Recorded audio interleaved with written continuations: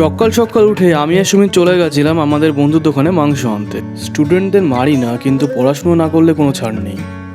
আর মেলা থেকে আগের দিন এই আদিযোগীটা নিয়ে এসেছি। এটা আমার বিড়ালের বেডরুম, তাই এটা পরিষ্কার রাখতে হবে। তারপর স্নান করে রেডি হয়ে গেলাম লাইব্রেরিতে।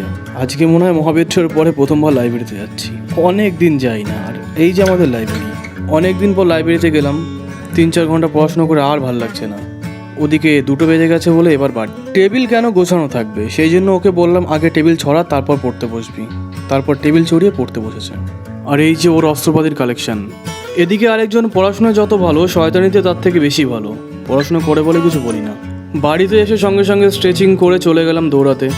তারপর বাড়ি এসে ব্যায়াম ট্যাম করে রেস্ট, তারপর খেয়ে দিয়ে ঘুম। কালকে গীতা পড়া হয়নি। আর এটা হচ্ছে পৃথিবীর সব থেকে সুন্দর কারিগর। না ভেঙে চুরে আনিনি, পড়েছিল। ওটা কর। না, এই সমস্ত করতে নেই, একবার করে দেখ। শান্তি।